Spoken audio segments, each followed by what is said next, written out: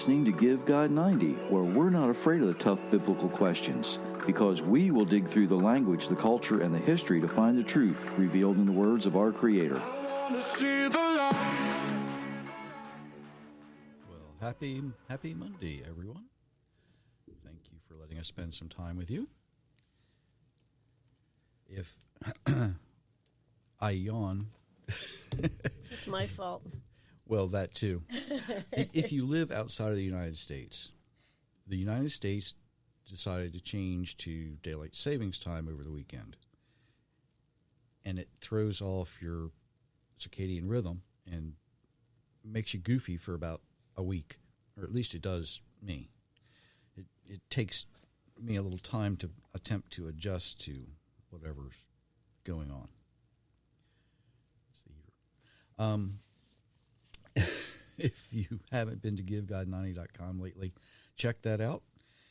All kinds of good stuff going on there. Don't forget the books are available. Yeah, I got to get in the advertising. And also, if you like what you hear, share, like, hit the notifications, do all that kind of stuff to help other people find us easier. It just makes it easier for somebody else to say, oh, there's people listening to this. And yes, there's people listening all over the world except Antarctica. What's wrong, Antarctica? I guess it's cold down there and they can't hear in the cold. Maybe, I don't know. I was going to make a joke about Antarctica, but I won't. Not nice. We started with Psalm 37 in the last episode. I'm going to keep going, but as so often happens, something comes up that I need to talk about. And it did again. There's something happening in the United States that's not good. Imagine that. The United States Constitution, in the First Amendment, guarantees us we have a right to gather peaceably. We have a right to express our religious freedom. Unless you live in a particular town in the state of New Hampshire, which, by the way, their state motto is live free or die, I think. That's the one. Apparently, a Christian pastor bought a home with a barn before he purchased the property. It was a place where people would go and gather for various activities. They used the grounds for, not carnival, but there was a gathering in the town a couple of times a year, and that's where it would be held. Well, he, along with his wife, after they bought the property, chose to go through the proper channels, and they asked the town board if they needed any special permits for gatherings or any of that kind of thing, because they wanted to renovate the barn and use it for like wedding venues and that kind of thing. And they were told by the town, as long as you don't charge, there's no permits needed. If you're not taking money, it's fine. So, and I'm going to probably mispronounce his name, Pastor Kaloogian, Kaloogain. I'm not sure how to pronounce that properly. Anyway, he and his wife converted the barn. They put in all the necessary things to make it sure that it was handicapped accessible and all this kind of thing. However, it was all good up until a certain point. They had their couple of weddings there and some other things. But when they chose to begin a home church that would meet in the barn, they were served with a cease and desist order from the town. Now, currently they're in a legal dispute over a worship service taking place. And even though the town has already acknowledged it was permissible as long as they weren't charging for use of the facility. Now, the name of the town is Weare, W-E-A-R-E, New Hampshire, if you're interested in looking that up. And apparently it's where the Constitution of the United States stops. Now, I can certainly say, when we lived in Delaware, we had a fellowship meeting at our house. And I don't think, I didn't even think about going anywhere and asking permission, right? We lived out of the town limits, so we were in the county limits. Why in the world would I need permission to have people come to my house? That is about stupid. Just saying. We had several gatherings, not only biweekly for fellowship, but we observed and celebrated the feast outlined in Leviticus 23. Never once did I go ask permission. The first mistake that the pastor made was in seeking permission. The second mistake was in making a big show of seeking permission. Thousands of people across the United States have gatherings in their homes of various kinds. They have Super Bowl parties, they have birthday parties, they have holiday parties. One family we know very well had weekly gatherings at their home every Saturday night.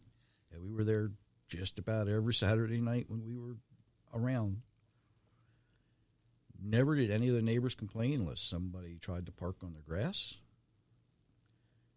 Nobody went to any bureaucrat to ask for permission. The point I'm making is this. If you choose to have a gathering in your home or use an outbuilding, if you're not charging, if it's not open to the public, if it's just the people you invite, and I use the word invite in air quotes,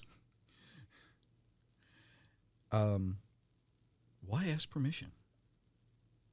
It's yours. It's your house.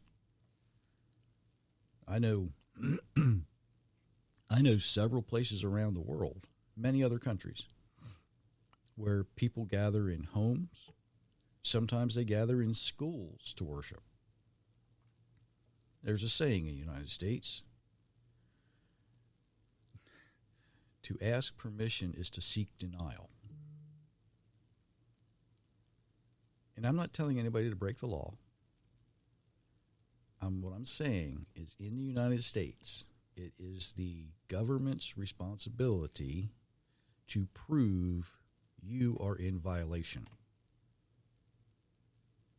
If it's your house and you're having a party, if you're having a fellowship, if you're having a Bible study, if you're having a cookout in your backyard, you do not need permission from anybody to do that. As long as, the people who come don't park on the neighbor's grass, right?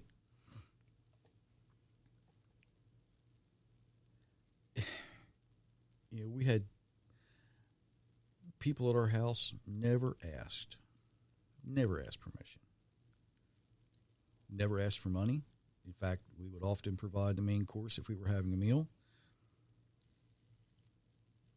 And I'll say it again for the people in the back. You don't have to ask permission to have a gathering at your house in the United States.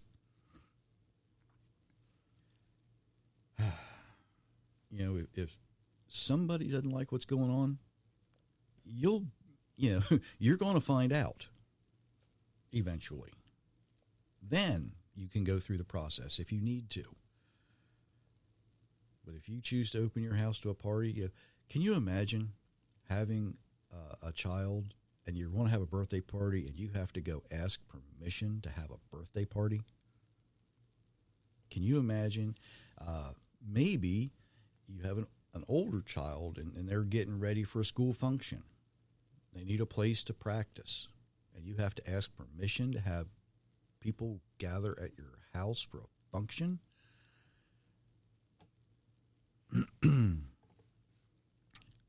No. Don't do it. Use some basic common sense. Don't make a big show. Just do it. Just do it. So, let's move on. Psalm 37. We ended last week with verse 10. So we're going to pick up this week In verse 11, and you're going to see some things I think are kind of amazing. You want to go ahead and read the next, I think, 10 verses or so? But the meek will inherit the earth and delight in the abundant prosperity. The wicked scheme against the righteous and gnash their teeth at them, but the Lord laughs.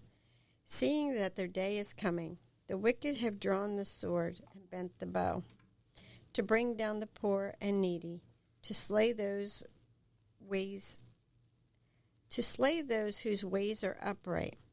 But their swords will pierce their own hearts, and their bows will be broken. Better is the little of the righteous than the abundant of many who are wicked. For the arms of the wicked will be broken, but the Lord upholds the righteous. The Lord knows the days of the blameless, and their inheritance will last forever. In the time of evil they will not be ashamed, and in the days of famine they will be satisfied. But the wicked and enemies of the Lord will perish like the glory of the fields. They will vanish. Like smoke they will fade away. Psalms 37, verses 11 through 20. Now, if what she read sounds familiar to the end of Malachi, it is very, very similar. So there's a reason for that. The meek will inherit the earth. Where do we read that? Matthew 5:5. So we need to ask some questions here, right? When we start seeing something repeated, we need to figure it out. Who are the meek? Really? You know, we throw these words around, and we don't know what they mean sometimes. So who are the meek? Well, they are the humble.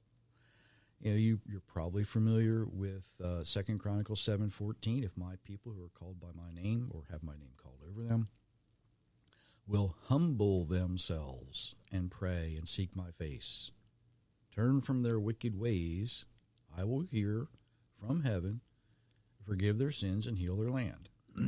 Right? The meek are the humble, the people who bow down only to the Creator. That explains who the meek are. So now I have a question you've probably never thought of. Aren't you glad I'm here? I think of these things. What earth are they going to be given? And you're going, well, this one. Are we really going to inherit this earth? This earth. If you're like me, I've heard the meek will inherit the earth for years. I had no idea what it meant until I started asking questions, the right questions. Think about this. Would our perfect Father, our Creator, give to the people who bow down to him anything less than the best he was able to give? Probably not. I don't know very many parents who would give their children something, that even if they couldn't afford the very, very, very best, they're going to give them something. They're not going to give them trash, right? The world we live on today has been cursed. It's broken. It's trashed. So, Peter, in Acts chapter 2, calls David a prophet. And right here, what we see in Psalm 37 is this concept of a new earth. And everybody's going, what? Isaiah would later actually use the word new earth, new heaven and new earth. But before that, it wasn't always considered a new earth. They understood a new age or an age to come, Olam Haba, but what they didn't quite get the whole concept. And David starts putting it together here. The humble are the ones who will inherit the new earth, made perfect once again, the best that the Father had to offer. Now, our Creator had Isaiah write, I will create a new heaven and new earth. Why in the world would he have David say, oh, you're going to inherit this old thing? I'm just going to give you the trash. I'm going to give you what didn't work to start with. That is not in the character of our Creator. You know, the idea of a new age had been known for a long time. But unless you actually read it in the original language, you don't see it. And it doesn't really come across as that in any of the translations I know of. You actually have to go to the Hebrew and look for the words. David writes about a new earth, or as he would have understood it, an age to come. And the next verse, it almost makes the Almighty sound a little sadistic, right?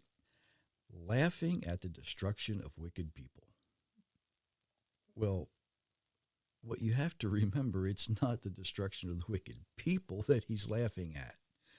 He's actually laughing at the destruction of evil. Of course, you know, it breaks his heart when we choose to go our own way and not do the things that he would have us do. He's not laughing at mankind's destruction or any individual destruction. He's laughing at the destruction of evil. He's like, it's not going to work out for you, right? You know, the wicked will try to destroy mankind, but mankind is the joy of the Creator. You never thought of it that way before, have you? You know, if a craftsman makes something, you know, maybe they build a table, and it's this really elaborate table with all of the inlays, different woods, and that kind of thing. Maybe a potter turns a bowl out on a wheel, and it's, you know, the greatest bowl when they get done with it. It has all the intricate designs. Maybe they inlay it with gold inlay and whatever. They're going to be proud of it. It's going to be a joyful thing as long as it's under their care. What happens to it after they sell it or after it goes to whoever may have ordered it, it's no longer in their care. They can still be, you know, proud of doing it, but it's no longer in their care. So how much more pride does our Creator have in us when we choose to remain in his possession instead of rejecting him? You know, Myra's got a little jewelry box I made for her a long time ago. And I see every imperfection in it. She doesn't. Because she chooses to overlook the imperfections, I think. You know, and I've built a lot of things over the years. And in my mind, I knew exactly how they wanted to turn out. And sometimes they came very, very close, and sometimes they didn't. But I had to build those things, you know, out of material that came from an imperfect earth, right? I had to build these things with my hands that are absolutely not perfect, especially anymore. But, you know, when our Creator makes something, he has this idea in his mind, and he speaks, and it comes out exactly the way he designed it every time. There's no imperfections. You know, I need to fit and form and finish, spit and polish by hand. And he only needs to speak. And he releases his Spirit to create perfection. You know, this is where I get some brownie points, okay? Because I'm going to say this. When he spoke Myra's name, she was perfect. And the fact is, she was. Right up to the point where she was taught to sin. Of course, you know, that's everybody who's listening now, right? You see, each one of us is made perfect until we are taught to sin. Until we learn how to sin, we're perfect. That little fresh baby that's just born that has the smallest fingernails you can imagine. They just, it's perfect just the way it is. No matter what we might see in that child. Sometimes children are born with what we consider to be disabilities. Sometimes children are born with what we consider issues or problems. But when the Creator speaks their name, they're perfect. Right up until the point where we learn to sin. Some of us in the world have learned to be truly wicked. We attempt to harm the righteous, but the wicked only harm themselves.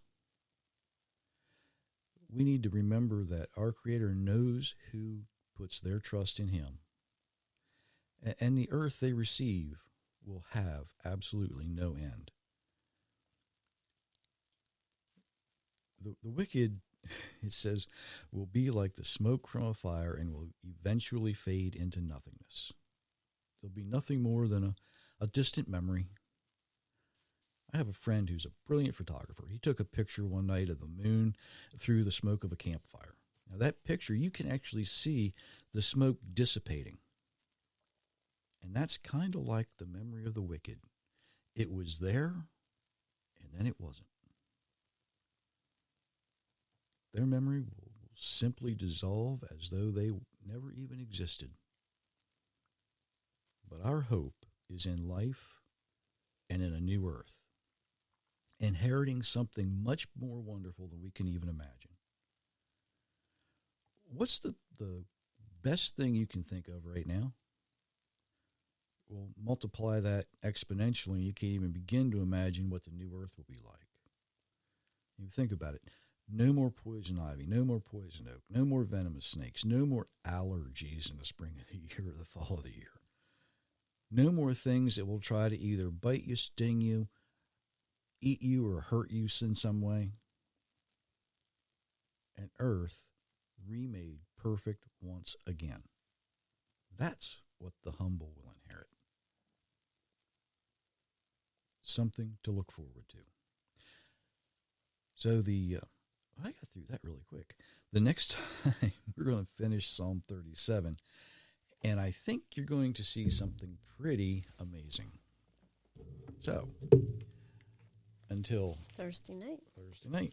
Thanks for joining us, everyone. Many, many blessings, everyone. Yes, we do.